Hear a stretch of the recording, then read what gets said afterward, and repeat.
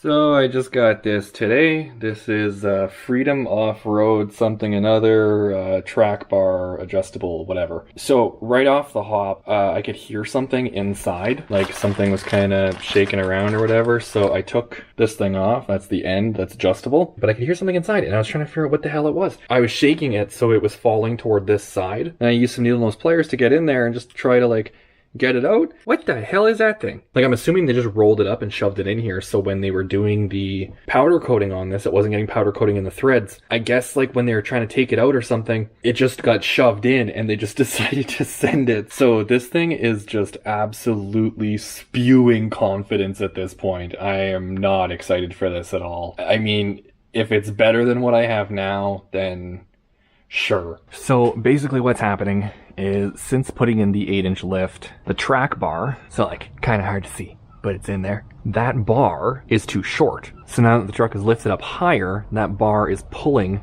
the axle toward the driver's side. And basically what that's doing is it's keeping the entire front axle off center, and it's making the truck kind of pivot back and forth because it doesn't have proper planting to the ground. So when I'm driving and the road dips to one side, the entire body moves with it, because when the suspension compresses, it's moving that bar and actually adjusting the way the truck sits. So the body of the truck is actually moving, and it's changing the geometry between the body and the axle itself. So it's causing the truck to kind of like roll back and forth, almost like it's driving on a ball. So first we have to take measurements, and we can go from right at the shock on the back up against the frame and then across the tire, 27.5 to the look at that little spider guy, 27.5 to the edge of the tread. Now let's do this side again on the back of the shock, right up against the frame rail, and you can already see that we're way off. So right here we're almost at 28.5, so it's almost an inch further on this side than the other side. So in theory we need to make that 1 inch longer than the one that we're about to take off, at least for like rule of thumb starting point. And then from that point on we need to do fine adjustments and actually be sitting on perfectly level ground, because as the suspension compresses, the axle's going to come up toward the body, but it needs to actually like pivot correctly. Right now it's too short. It's actually pulling the axle in because the bar isn't long enough for the lift kit that's actually on the truck. So I mean, the install is going to be really straightforward. We just got to take that bar off, 2 bolts. So we're going to need an 18 and a 20 or 13/16. Now this is specific to my truck because I already have the rough country 5-inch in there, and it comes with a drop bracket for the track bar. So that's why this issue wasn't apparent before, but now that I've gone past that, I've extended the stock track bar, well, replacement stock. It has upgraded bushings and everything. The length is still the same as factory. The drop bracket only drops it enough so the stock length can be used with the 5-inch lift. All right, so that's how like the whole sort of setup works, is that drop bracket from rough country that makes the stock length compatible with a 5-inch lift, and this bar here is for a 3 to 6-inch lift. So I figure that if the drop bracket makes stock length compatible with a 5-inch lift, then this set at 3 inches will be the 8, and I have some more adjustment if absolutely necessary. So I can kind of fine tune it in, which should be almost threaded all the way in. So now we just get to yell at some bolts. So this is what we're taking off right here, this bar all the way down here. That's the 18, that's going to be your factory bolt, and ow, god damn it. And then right here's the 18, that's again going to be the factory bolt, and then on the other side is going to be your 20 or 13/16, and that's going to be the nut that goes on the bolt. Then up here is like the rough country stuff that was added, so it bolts in up here and then goes all the way through and drops this down, so this makes this bar compatible with a 5-inch lift. So I'm going to attach the new one right here. I'm not going to take this bracket off, I'm going to reuse it. And then we just have to measure this with the new one and just make the new one 1 inch more than this, which should give us a rough ballpark from where we can measure and start playing around from there. Oh wow, that wasn't tight at all. Jesus Christ. That's concerning. 3 turns and now it's finger tight. Ooh. Now I can take this off. We can just get ready to remove this. Shove that back in there so we don't lose it. That can just do its thing. And we can do this one in here. I might need an extension, but I'm lazy. So let's just finish taking this out. There we are. Perfect. Come on, get out of the thing. Alright, there we are. Oh, it's heavy. Gross. And you can see the urethane bushings for no reason. Thought that was a good idea. Now this has to go like this. Wow, that is a completely different shape. I can't imagine that this is going to be in the way of anything at all. Oh my god, this is going to be an absolute nightmare. It's like completely different angles and everything. Does it go this way maybe? Yeah, so the adjustable piece is going to have to go at the top. Yes, different shapes, but it'll work. Now we have these different things here. First, let's make sure this fits. It does. And negative. So what we gotta do is use these things. We won't need the spacer. And fits through. Perfect. Yeah, it fits right in. Look at that. I don't need that on anything else. Alvita side. And this here is gonna be a 30. So all we're gonna do is just put this in. All right, so that's completely bottomed out. So now, length. That is exactly the same. So that doesn't make any sense at all. How is this for a 3 to 6 inch lift if this is the exact same length as a stock one? Wouldn't that be 0 to 6? And the length isn't 6 inches. So that means that this is 0 to 3 inches. Oh my god, I think they sent me the wrong one. Alright, so I'm just gonna take a big old screwdriver. So now that'll hold it, at least where it needs to be. And then I can just make the length from there. Yeah, I totally know what I'm doing. Alright, you can actually see that this comes out right here, and the other one goes in right about there. So it's actually like at ½ an inch right now. So we only have to move this out ½ an inch. And hopefully that's good. I really have no idea. So let's say there. Oh, come on. Come on. Oh my god. Come on. Just use the force. There we go. Okay, that's ½ an inch. So that'll be our starting point. And everything else from this point can be done on the truck with measuring. So we technically don't need this ever again. How can I utilize these bushings? I absolutely hate these things. Like, they're just gonna fill with corrosion that it's never gonna do anything again. And judging by the quality of just opening this thing, like this thing's just gonna be a fucking nightmare. Oh my god. Okay, just don't think about it, just don't think about it. That'll think about working. Get in there, you bastard. Come on, weasel this bastard up here. Oh wow, it's working. Okay, come on, get in the thing. Okay, so now this is too long. Oh, I'm just so excited for this. Oh my god. Kill me. Alright, I'm gonna have to sit. And I'm gonna have to overthink about this for a minute. And I'll let you know what I came up with. I have a very bad idea. I think what I have to do is lift the body and leave the axle where it is. But the railway ties, I only have one left. And to cut that, I need the chainsaw. And the chainsaw is at my dad's house. And to get to my dad's house, I need the truck, which I can't use because I haven't finished it. And the old railway ties that I was using are already cut up and have replaced some of the rotting posts that were holding the house up. So now the foundation is fixed on the house. I can't move those, so I need to lift the body up. If I come under here, you can see that it articulates off of this point right here. So it's gonna have like a swooping motion, right? So like right here, you can see that we're really far out, but then as I come closer, we're almost in. So it moves further out the lower it is, which means that if I lift the frame up, then I can keep swinging this in and it'll come up to join up with here. So I have to lift the frame, but I don't have anything to do that. So this is my plan. Do not do what I'm doing. I have this thing, and I made this for like doing alignments. So I'm just gonna huck this under here, and I'm gonna grab the floor jack up on here. Everything's good. Everything's fine. Now this can go under here. Oh my god, I'm gonna fucking die. And then the piece of wood can go on here. And I'll just kind of move it right here because that's a pretty low point. And I'll try and lift this side enough that I can get that in. And then I have to lower it back down to like normal height, measure the difference, see if it's any better. And if not, adjust more, jack this up more, and just keep doing this until I have it perfectly centered between both sides. Okay, safety third. Oh my god. Oh my god, it's working. This is great. Okay. This is terrifying. Oh my god. Just a wee bit more, and it'll be fine.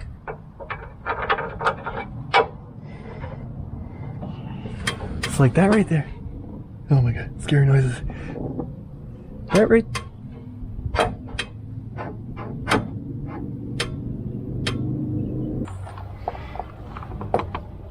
Oh hey, that did work. It moved the whole thing over because now this fits right up in place without any issues at all. Oh, it's like just over 27.5, 28.25.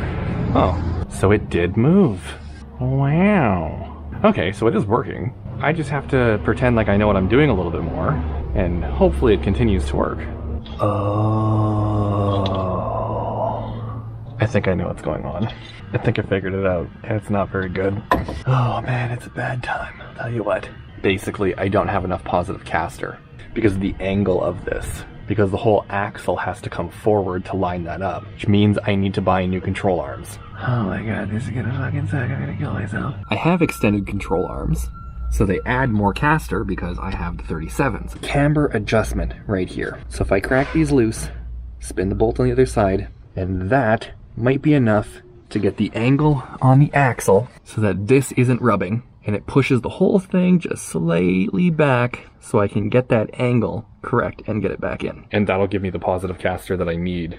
In theory, will also help it track straight. I mean, like, subjectively, like, it's going to be a little bit harder to turn, but it will track straight a lot better, so that might even help with the bump steer. So, I don't know. All of this started because I got a deal on 37-inch tires, and then they rubbed, so I had to get a bigger lift kit. And then I did the bigger lift kit, and now it wanders because the track bar is too short, so I got a longer track bar, and now the track bar doesn't go in because I don't have enough caster, and I have to get longer control arms so I can get more caster, and it's just fucking snowballed out of control. I'm holy fuck. Yeah, I don't even care at this point. Like, discretion advised. Like, I'm totally putting this company on blast because this is just fucking ridiculous. When the truck got broken into and everything, and it was sitting out on the property, it was because it had a blown engine, and I just needed to store it there until I had money to buy the new engine. And then I brought it to Central Auto Parts, and that's where I got the new engine installed. And like, the engine was rebuilt and everything and all this other shit. And when it was there, I figured, okay, well, I have a whole bunch of parts, so I'll get them put on. So that track bar right there with the polyurethane bushings, I had them install that. I had them install the extended control arms and the brace for the steering box. Like, in the steering box video, you'll know that the like the little shaft nut just like fell off. Like, it wasn't even tight. And you'll have just seen that when I was taking the track bar out, those weren't tight either. Like, I just like undid it and it just came right off. And in the video where I was doing the exhaust, the manifold bolts, or like the downpipe bolts off the manifold, like those were like finger tight. Like, one of the bolts wasn't even tightened at all. Like, there was gap in the bolt. It moved around. And now I'm trying to adjust the caster, and you're not even gonna fucking believe this. So this right here is the caster bolt from the left side, the driver's side, right? This piece right here, this little like hole, there's two corresponding holes that are actually on the axle, and you line it up one way and then you count the degrees to the other hole, and that's the other direction, and that's the maximum duration that you're allowed to turn this. This part right here goes up into the channel because it has like a giant raised area. So now let's look at the truck. So you can see right here on this side, the bolt's right here, so it's a little bit further than it should be, so that's kind of like your danger zone sort of thing. You're not supposed to be past these, and you're supposed to do your alignment within here. So this right here would be like the maximum amount of positive caster that you want, and if you turn it until it lines up to around here, that's the maximum amount of negative caster. It's going to pull the axle toward where the bolt is because this doesn't move. So right here was kind of like my adjustment, right? Like, I wanted to max it out to try and get as much as I can until I get adjustable control arms, so that way I can add the length that I need and get the caster back to where, like, within tolerable spec. Then we come over to this side. That's on the wrong way. Like, that's upside down because it's supposed to go within this channel right here. This was also on the wrong way on that side, but they had it facing the other way. So the hole was further down on the bottom, not in the actual relief on the top where you're supposed to make the adjustments in this little like half circle. You can see that it extended further down, so it wasn't actually holding the correct way. So right here, there's like a relief in the bolt, right? So the flat spot on the cam washer is supposed to go on the flat spot on the bolt, right? Makes sense. They had it on backwards, which means they fucking hammered this on down all of the goddamn threads. Look at them, they're all fucking rounded over. So they just hammered this on, and then the flat spot just like fucked up all of the threads all the way down. So now I have to chase this and hope I can reuse this fucking bolt. And that's the exact same way. Like, Central Auto Parts. So if anybody knows where I live, then like this is fucking ridiculous. Like, I'm literally getting this stuff on video. Like, I'm not making it up. It's happening in front of your eyes. Like, I paid like over $9,000 to have that engine installed, have these parts put on and everything, because like I spent so much time working. It was like 10 hours a day, 6 days a week. So I literally just didn't have time to do all of this myself. So it was like, okay, so like if I'm working so much, I'll just pay to have it done for me. It'll save me tons of time, and I'm making so much money that like it doesn't fucking matter. Like, I'd rather just save the time and spend the money. Like, I have the receipts for all this stuff too. Like, I literally paid like $9 grand to have a used engine rebuilt, installed the longer control arms, installed the steering box brace. Obviously they had to do the exhaust when like the new engine was getting put in, so like that was them bolting it up to the new engine, and like that's fucking loose. Like, not a single thing was torqued. Like, even if it's an apprentice, like straight out of school, no one makes mistakes that bad. Like, they literally just had, like, some kid off the street doing this. Like, this is fucking ridiculous. But I'm gonna finish fixing all this shit, and I'm gonna put it back together the proper way, like how it should be put back together. And hopefully that'll give me enough positive caster that I can get that track bar back in. So at least it's working, and then I'll get the control arms. So, just for shits, I'm gonna show you how to do this properly. I chased the threads, cleaned them up so it's salvageable, I can still use it. This right here is splines. This is not supposed to come off of here. So we just line this up with wherever it wants to sit. Rotate this until it sits nice and flush in there. Just like that. Everything's good. Now we want to set the caster. And we're just gonna like put that down like finger tight or whatever. So it's just butted up, no washer. So we want it to push the axle out. Now this is only supposed to go as far as here, but I'm going further because I need the caster and I don't have the adjustable control arms yet. So I'm just gonna go until it pivots. That's pretty much just straight across. Now you can just crank this loose. Take this right here with the flat spot. We're just gonna start putting it on. Now you can see it's hitting. We want to start putting this on. Tap it in place. Tighten a little more. Tap it in place. Tighten a little more. You just want to do that to move the end of it over. If they're brand new, you can just put them both on at the exact same time and they'll cam together. But because they're so dicked, I can't do that. So this is how you'd put them back in after they're used. And it's just pulling itself in now. Perfectly straight.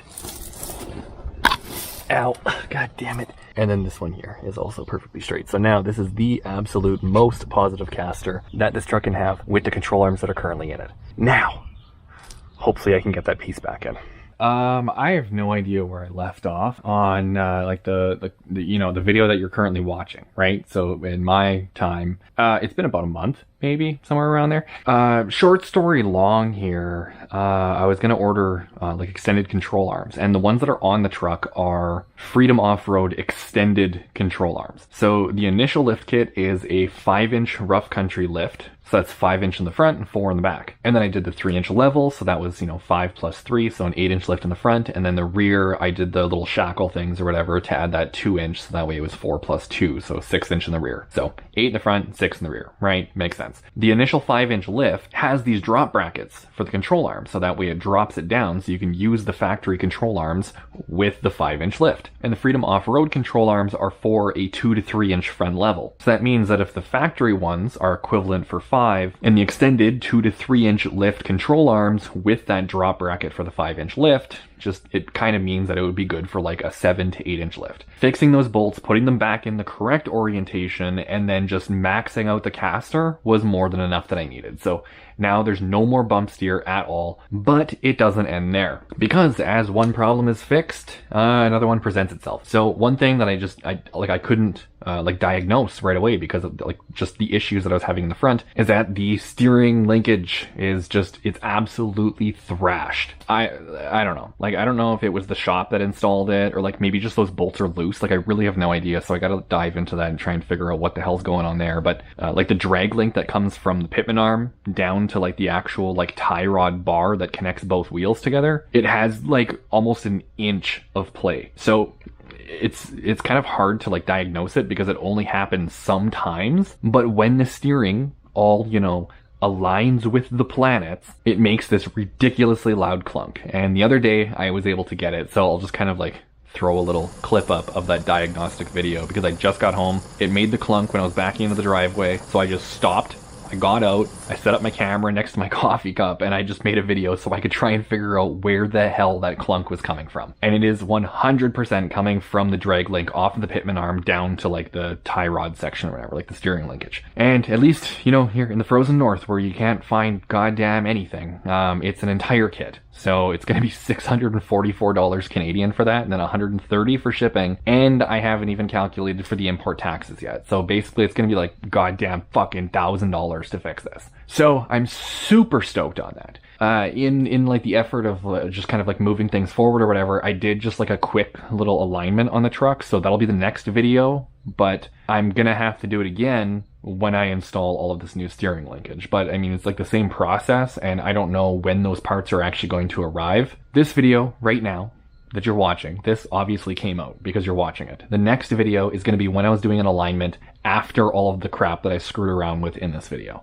And then the one after that is going to be changing the steering linkage. But it's just kind of like I gotta throw the alignment one in first just because, continuity errors. It's gonna be all of the old components that I'm screwing around with. But it's the exact same process, and I wanted that video first. So when I do the steering linkage, I can reference the prior video. So that way, if anyone's following along, then I can just reference that one. So once you've done all the steering linkage, then you know how to do the alignment after because it's already released. So I don't know. So just chaotic thing. I have to move all of the videos around on the channel just because of the whole last video thing or whatever with the A3, and I just need to kind of make some time of just videos to catch up on sort of things. So just other projects to push out so that way I actually have the time to devote into the things that I need to get done.